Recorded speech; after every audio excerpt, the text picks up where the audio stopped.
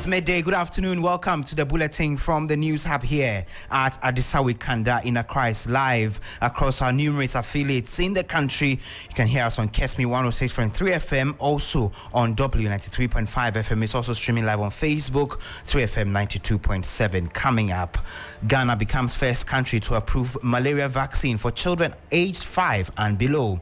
What does this mean for the country's quest to eliminate malaria?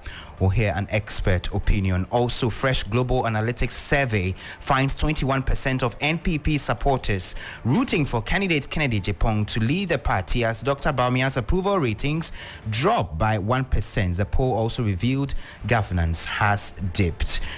There is unanimity across board that most voters from all the political parties believe that the country is headed in the wrong direction. In the MPP, 48% of them believe that the country is headed in the wrong direction. We'll also keep our eyes on the Kumewu constituency, where 8 persons have picked forms to contest the vacant seat over there. A little later on the program, the National Communications Authority and telecom companies are to release a short code by end of month to aid in checking SIM cards illegally linked to people's Ghana cards. But there appears to be fears it may still not resolve the issue entirely.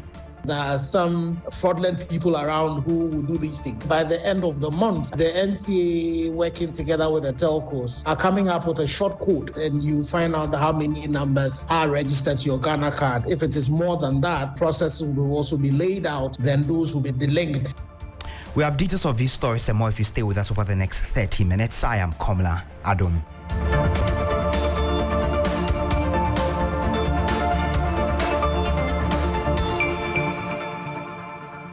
Thank you for joining us. Let's begin on a political note because the internal battle to lead the New Patriotic Party is gathering steam.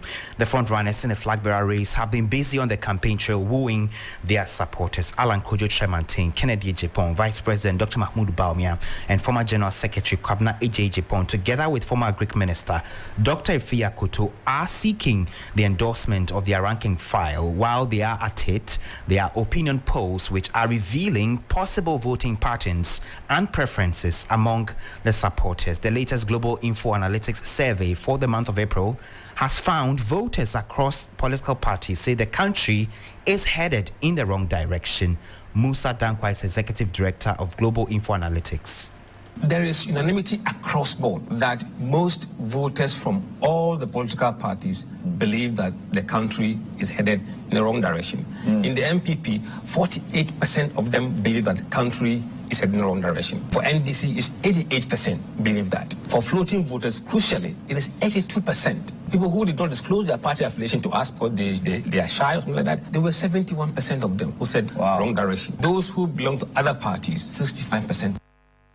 You heard that Musa Dankwa is Executive Director of Global Info Analytics, and we also know the poll revealed 21% of supporters of the NPP are backing firebrand Kennedy Agyapong to lead the party, and it marks an increase from a 14% he garnered in the last polls. There's also Vice President Dr. Mahmoud Bawumia, whose approval rating dropped by 1% from 40 to 39. Let's engage Executive Director of Global Info Analytics, Musa Dankwa. Thank you for joining us. Let's now highlight the distribution of the regional findings on candidate Kennedy Agyapong specifically. I couldn't get that. I'm asking if you could just give us the findings with respect to the regional distribution with respect to candidate Kennedy Agyapong specifically. All right. If you look at the report we submitted with regards to voters' preference for the MPP race, in particular, the one involves Kennedy Agyapong. In the Ahafo region, in fact, his split, there's a 3-way race in Ahafo region where His Excellency Bawumia and Alan and Kennedy were on equal terms, 25% each. But if you come to Central region, Kennedy Agyapong attracts 30% of the preference votes in a Central region. Alan on 47 and Bawumia on 21. If you come to Eastern region, Bawumia is on 24% preference by voters and voters. And then Alan 40% and Kennedy 32%.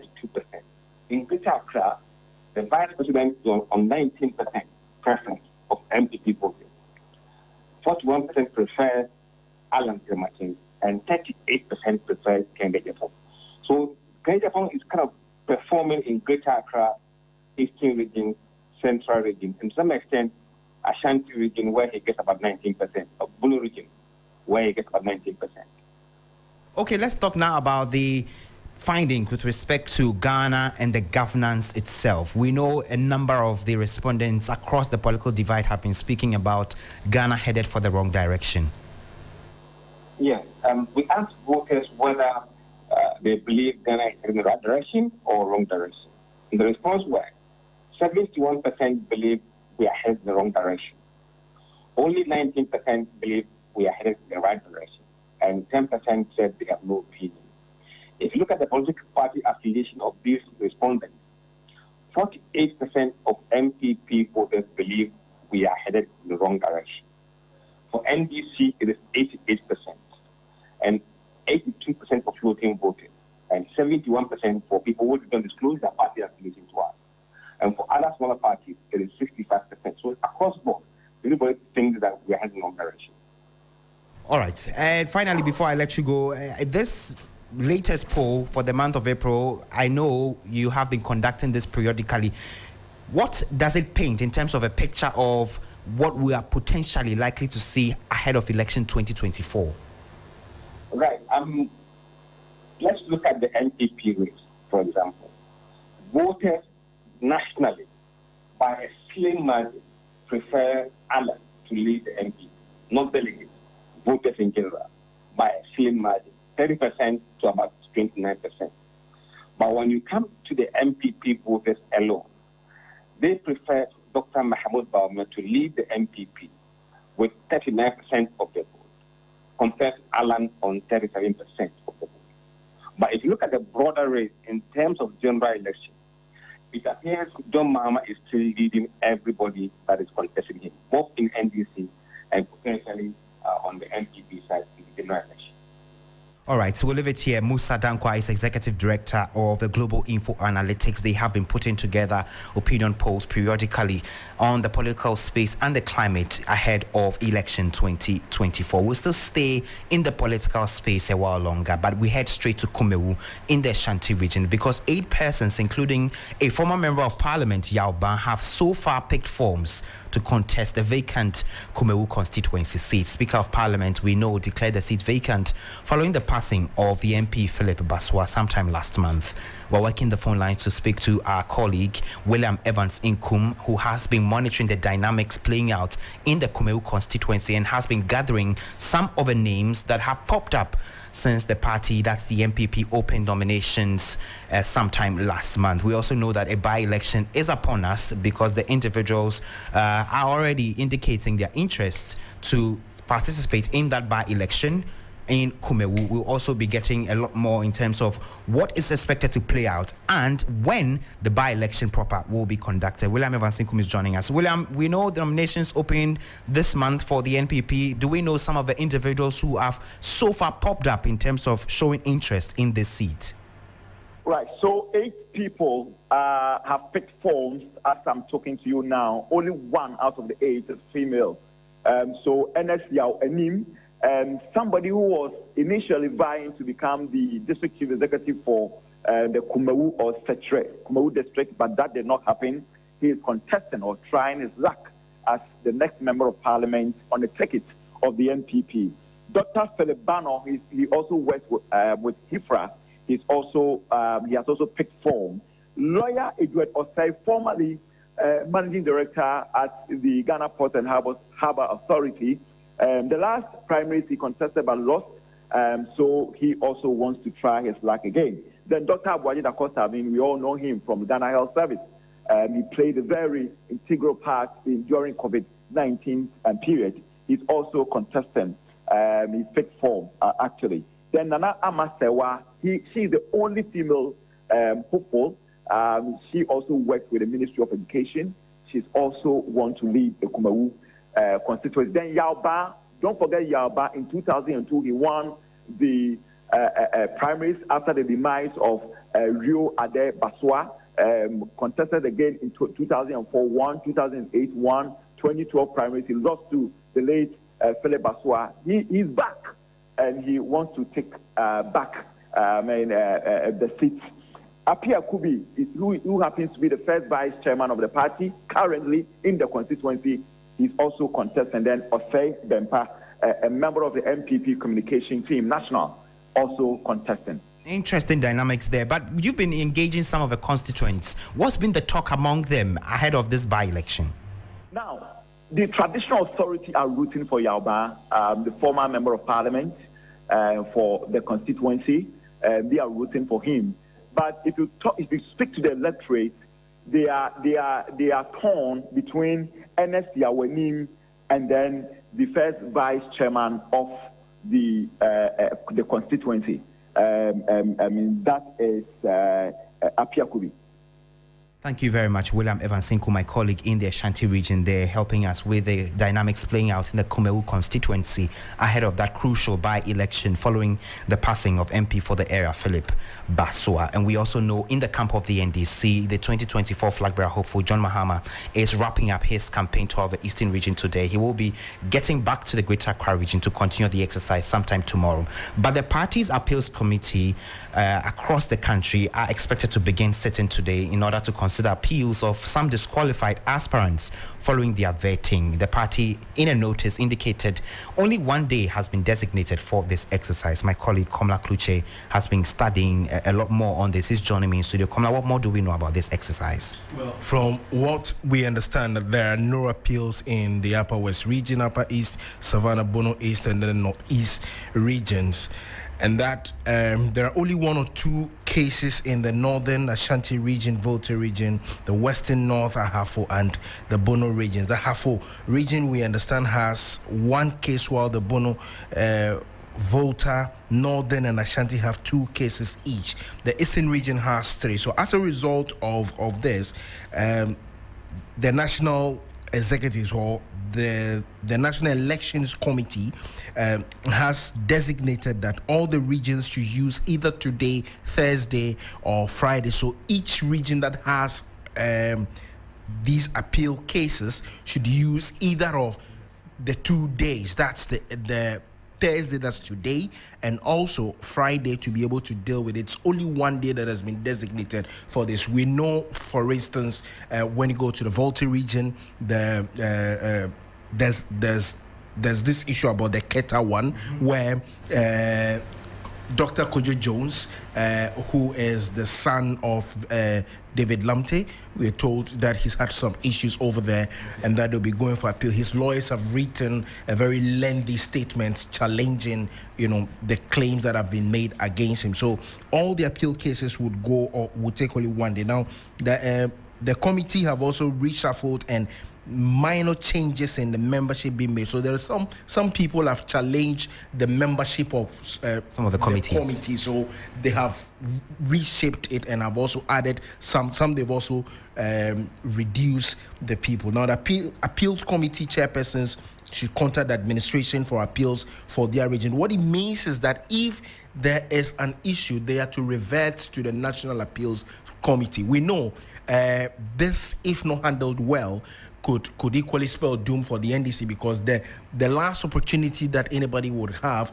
within the party in terms of using the structures is to have the appeals being made. If you do not use that, then it means that you've lost that opportunity. But if you've exhausted all and you're still not satisfied, the national constitution allows you to go to the courts to do that. But as much as they can, they actually really employ that these individuals who have been affected should use the structures within the party so that they don't have dotted cases in the courts all over the place. Komla Adom, my colleague there, Parliamentary Affairs Correspondent, joining us. So let's still stay in the camp of the NDC and specifically to the campaign team of John Mahama, because he has been speaking about the debt situation in the country. He says the NPP has grossly mismanaged the country's finances, which has plunged the country into a crisis which is necessitating a demand for a bailout from the International Monetary Fund. He says the president has been reckless in borrowing, and this has led the country into this state. He's been speaking to party faithful at Fantiakwa.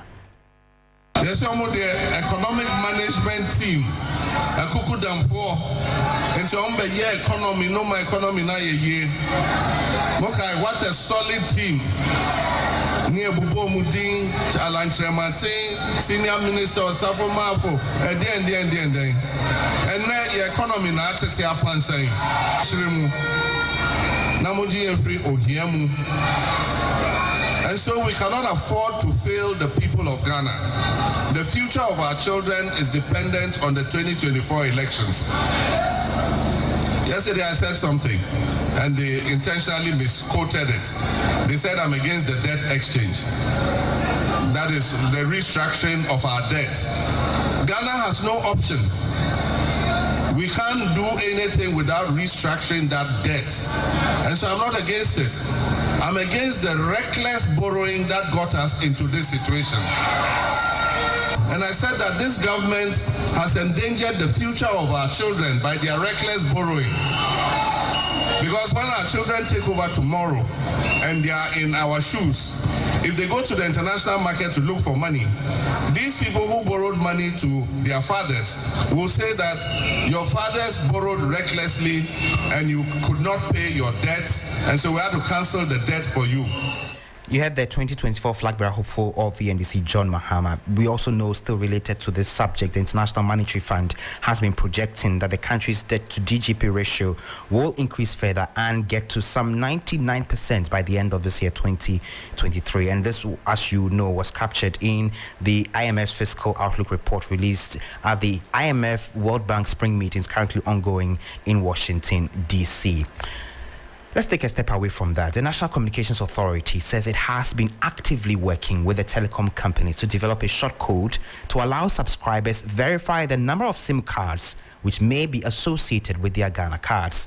It follows calls from a section of the public for the measure to deal with identity theft, as some crime may have been committed with SIMs linked to people's Ghana cards without their consent. Some cardholders say they are discovering multiple SIMs associated with their Ghana cards on their blind side. Nana Kwejo Isiama is one of them. He spoke to Alfredo Kante. About 10 of them. 10 SIM cards. 10 SIM cards. 2 different networks. 2 different networks. 10 SIM cards have been registered with your Ghana card detail that does not belong to you. Yes, I didn't do that. So when you went to these telcos offices, what did they tell you? Like, I was having challenges with one of my accounts a few weeks ago. So I called customer care, and then I was informed they were doing some maintenance. So the issue will be resolved as soon as it is done. Since then, I've been having issues. The other day, my other number was having connection issues. So I went to one of their offices to check what was the cause. It was when that I found out that about 5 numbers have been registered with my Ghana card without my knowledge. I was surprised. I had only registered 3 SIMs with my Ghana card. So I queried them, how can my Ghana card be linked to different numbers without my knowledge? They gave me some form to fill. It was a complaint form. And then they told me that they will call me from their main office, that is from Accra, so that they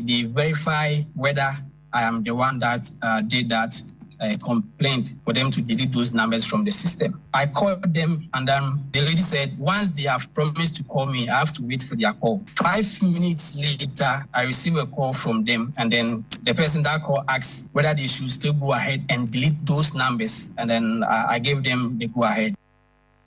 You heard the one of a subscriber speaking to Alfredo Kante, detailing how he got to the realization that as many as 10 SIM cards had been registered and linked to his Ghana card without his consent. Well, the NCA, in a Facebook post, says once the short code they are working on is ready, subscribers will just type the short code on their phone, and after verification processes using their Ghana card and the PIN, the number of SIMs associated with the card will be displayed. The post added there will be no need for subscribers to physically go to the telcos to verify SIM when the short code is operational by the end of April. Well, Chief Executive Officer of the Ghana Telecoms Chamber, Engineer Dr. Ken Ashibe, believes once the short code system comes on stream, it will be a step to identify SIM cards linked to your Ghana card, so you will take active steps to now demand they are removed from the registry. He spoke to Alfredo Kante on Ghana Tonight. There are people around who might get your details, and if you look at the way the registration goes, it's a 2-phase process. So all I need is, if I get a Ghana card, I see your number, I do the 404, I would send it in, and then it would allow me to do the first phase of the linking. It is the reason why the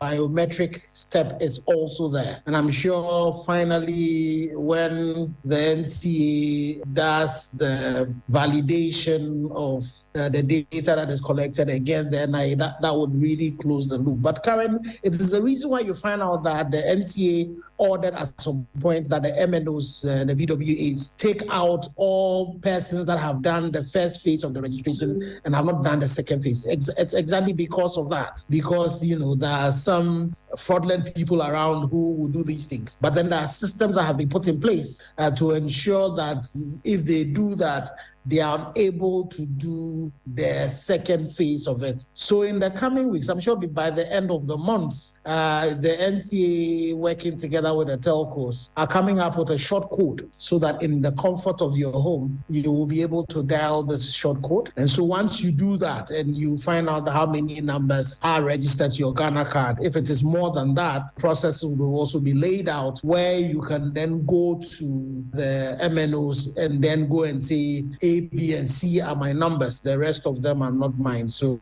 then those will be delinked. You heard the engineer Dr. Ken Ashibe speaking on this particular subject, and it has generated a lot of controversies and conversations. In the coming days, we will be checking with the NCA on the rollout of this short code system. Away from that, Ghana has now become the first country in the world to approve a malaria vaccine. This is the first time the vaccine has received regulatory approval anywhere in the world. The vaccine developed by Oxford University is for use in children aged 5 to 36 months. The vaccine called R21 appears to be hugely effective in stark contrast to previous ventures in the same field. Ghana's Food and Drugs Authority has assessed the final trial data on the vaccine's safety and effectiveness, which is not yet public, and has since decided to use it. And we know the FDA says they will be holding a press conference on this subject in the course of the day. Let's get onto the phone now and speak to head of the Expanded Immunization Program or the Ghana Health Service, Dr. Kwame Amponsah-Chanu. Thank you for joining us, Doc. First, to approve the malaria vaccine, a milestone one would say, but really, how significant is this development to the fight against malaria in Ghana? Well, good afternoon, your cherished listeners.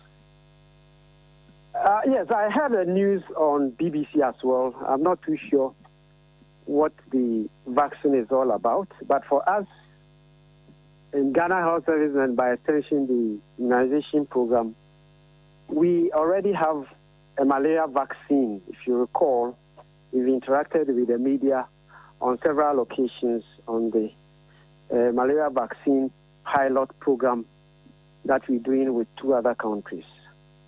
Of course, if we have multiple vaccines, that will be fine. But the bottom line is, if you have multiple vaccines, you then weigh the pros and cons of each of them and then decide finally. There's a process we go through before we introduce a new vaccine. So in the first place, we are not the first country as it is now to say we've introduced a vaccine. There have been 3 countries, as I mentioned earlier, and we know that other countries are coming on board. For this particular vaccine, it's early days yet. We do not have information on that. But if it comes on board, why not? We'll be glad to look at it. Usually the process is that the ministry asks the National Immunization Technical Advisory Group to review the evidence and then advise appropriately, after which then the service, with directives from the Ghana, the Director General, goes and that's an application. Okay, and Doc, just before I let you go, I understand you are hard pressed for time, but what's the state of the country's immunization drive when it comes to the malaria control proper? Well, for me in the vaccination program, I can only talk. I have a lot of information on the vaccination, as it were. We are doing close to 80% for the first 3 doses. You know, the vaccine is given. For the one that is in the program now, is given in 4 doses. Dose 1, dose 2, dose 3. We're doing around 75-80%. So for a new vaccine, if you have at least 80% of your district, 60 to 80% of your district doing 80%, then that is good. So I'll say that the uptake has been quite good. And we've added some additional districts to make up to 93. Initially, we were doing 42. So we're doing well, quite well on that. All right, the head of the immunization at the Ghana Health Service, Dr. Kwame Amponsa Achanu, they're speaking to us. We appreciate that you could join us. Well, let's do some other stories now, and details of the latest U.S. State Department 2022 report on Ghana has revealed, among other things, threats of violence against journalists and gross human rights abuses in the country. And in the report, it mentions that there's been arbitrary deprivation of life and other unlawful or politically motivated killings in Ghana over the period under review. There's also been torture and other cruel, inhumane, or degrading treatment or punishment and other related abuses to individuals in Ghana as well. And it goes ahead to give categories of the instances of abuse. The arbitrary arrest and detention, Oliver Barker-Vormawor's arrest, has featured prominently in this report. And it goes ahead to state that there's also widespread corruption in governance. And so these are generally areas that the U.S. State Department Report 2020 has captured. In the course of the day, we'll be getting reactions from civil society groups, from governance, stakeholders, and members of government on this. We also know that they speak about freedom of expression, including for members of the press and other media individuals have been violated in the year under review. And so you want to trust that we'll get through details of a U.S. State Department's 2022 report, which has been capturing various violations, and we will be getting the reactions for you. But we still stay on the subject relating to the brain drain relating to health officials leaving the shores of Ghana to seek greener pastures out there. There are many of them here in Accra, particularly at the Accra Psychiatric Hospital, who we now understand as many as 30 of them have left the country in the last 1 year alone. Godwin Asedeba went there, and here's his report. It used to be filled with numerous health workers, but the once busy Accra Psychiatric Hospital at the time of our visit looks deserted. Many of the health workers here have left to seek better working conditions abroad. Abigail Alorewe is one of them. We are working in Ghana, but there are certain things we are not getting. Let's say I'm a nurse, but if I'm struggling with my health, if I need medications I need to buy, if I have to go to the hospital like every other person. Letitia Blay, 36 years, is the oldest worker here among the ladies. She has been working at the Accra Psychiatric Hospital for 13 years. Not just me, but basically everyone would like to travel outside of this country. For their family, for themselves, at least to get money. I am struggling as a health worker in Ghana. The Deputy Director of Administration at the Accra Psychiatric Hospital, Julius Kusalusuo, is worried the continual poor working environment means decisions like the one the UK made will have no impact on retention of staff if conditions don't improve. For 2022 alone, if you add leave of absence to vacation of post or resignation, 55 nurses left the hospital. This has had a very serious impact on the hospital.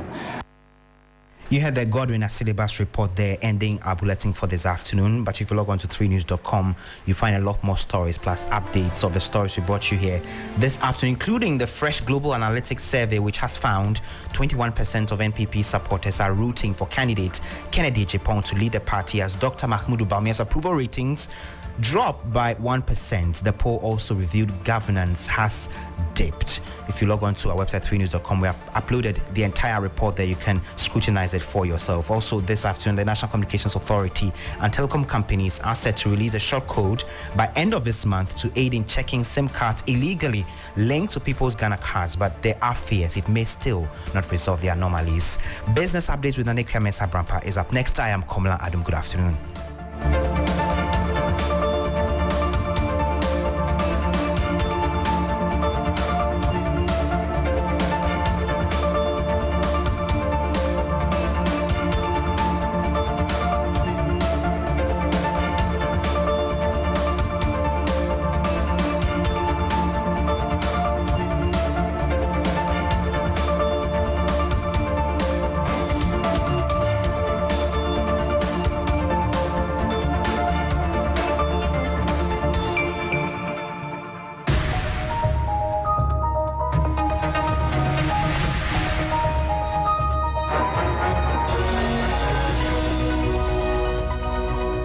A very good afternoon to you. Thank you for joining us on Business Daily. My name is Nana Ikuya Mensah Abrampa. Coming up this afternoon, economist warns the latest reduction in inflation will not directly impact on the cost of credit. Meanwhile, Ghana Union of Traders Association entreats all members of the business community to respond positively to the fall in inflation rate and the appreciation of the city. We'll be telling you some more about the MTN data bundle zone and what industry analysts are also saying to that effect. Stay with us. It's Business Daily.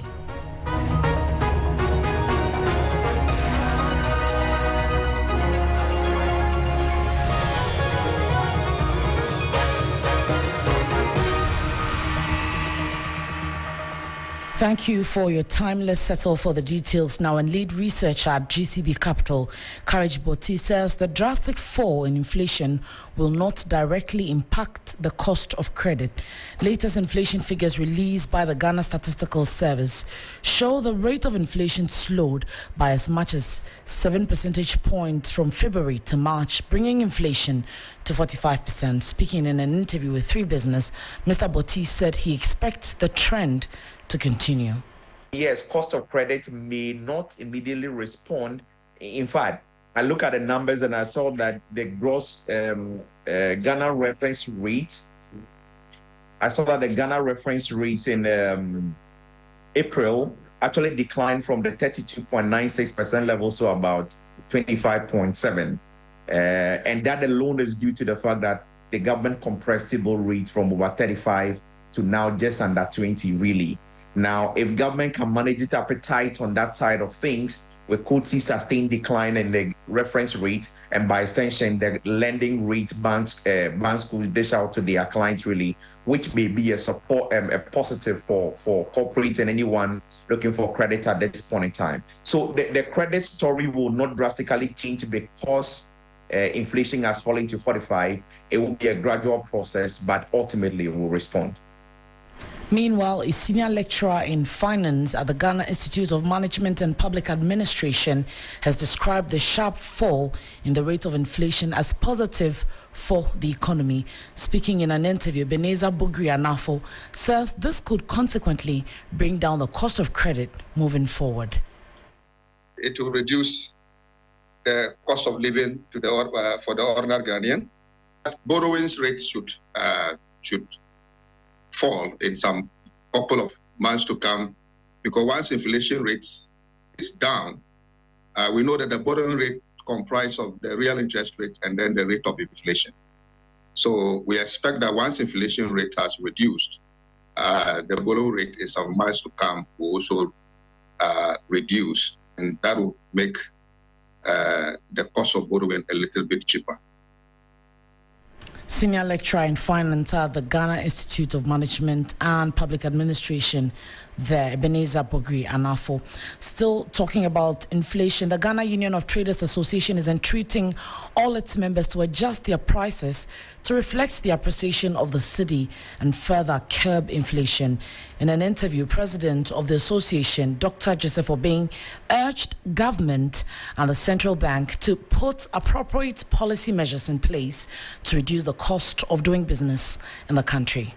The inflation that we are experiencing is a cost-push inflation because of the varying costs that we pay, including the taxes that we pay and all that, especially the interest rate also being that high, exorbitantly high, over 40%. In order to achieve this reduction in inflation, we are calling on the government to try and sustain the appreciation of the cedi. And then also, customs valuation rate should be adjusted positively to reflect on the current trend, because they have to use the bank rate, and then when it is high, they are quickly to adjust it, the rate. When it goes down, they feel reluctant coming down for want of revenue. And then we are also seeking that the Bank of Ghana should reduce the monetary policy rate to reflect the downward trend of the inflation. We are only appealing to our members to adjust according to the exchange rate. And normally they heed to appeal because they know that whatever we say lead to a good for them. Dr. Joseph Obeng is president of GUTA. Let's move away from issues on inflation. And the International Monetary Fund, the IMF, forecasts Ghana's budget deficit to be lower in 2023 than it anticipated initially. The IMF expects the country's fiscal deficit target to 7.3% from 8.6% projected last year. The latest target is much lower than the government's shortfall target of 9.9% as contained in the 2023 budget. Sani Abdulrahman is our reporter in Washington for the IMF World Bank spring meetings. We have seen the IMF lowering the fiscal target for Ghana. I'm referring to the deficit. And that's quite a good news. The government's target to register a fiscal deficit target of 9.9% for this year. The IMF is now saying we'll do much lower than that, and that's quite some good news. Also, we are seeing another session where the stakeholders here are looking at the debt situation, the spending in developing nations. We've heard some of the experts here calling on governments among other developing nations where debt is becoming a major hurdle to look at their expenditure and not just relying on revenue to plug the deficit. Our reporter, Sani Abdulrahman. He will be joining us subsequently on Hot Edition to give us some updates on happenings at the spring meetings with the IMF and World Bank inside Washington, D.C. Just before we go, Director of Africa Digital Economy Forum, Derek Lai, says the move by MTN Ghana to suspend its data zone bundle comes with some revenue implications as well as reputation backlash. He, however, maintains it will in no way sway customers of the network because subscribers are currently left with little choices when it comes to internet service provision in the country. His reaction follows the current suspension on MTN Ghana's data zone bundle, which has generated a lot of conversation on social media platforms.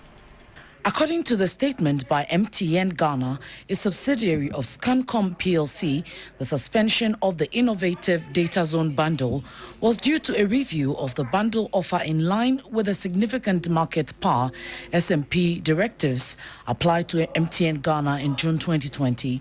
The company is hence not allowed to offer the lowest prices on any industry offer, and this has prompted the review. The implications for MTN is that you have a certain service offering that a lot of your customers are currently enjoying, and now it's almost like you have to cut them. And that's all. These are revenue implications also for the telco. Then also the reputational backlash that this whole thing comes with. But we also need to appreciate that MTN as a business is a listed entity. It literally operates within the laws and the markets that it operates. When I hear a lot of the people say we want to change our network, MTN has done this, we are going. There's a very simple question I've been asking, and considering where I sit in the market today, I ask a very simple: where are you going to? Where are your options?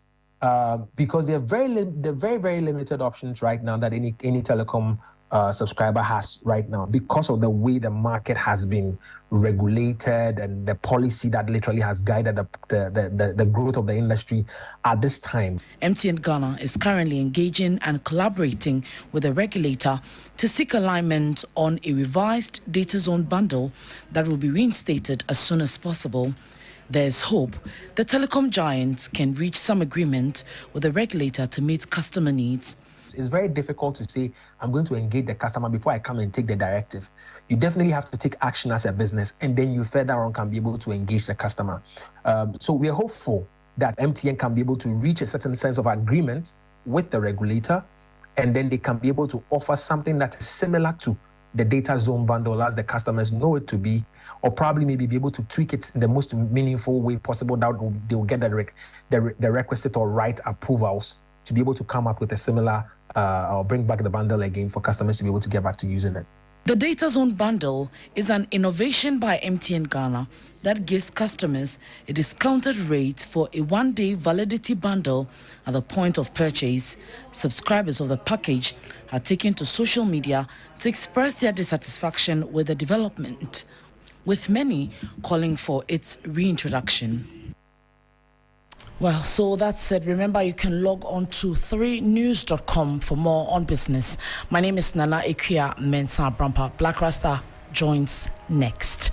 Enjoy your lunch and have a good afternoon.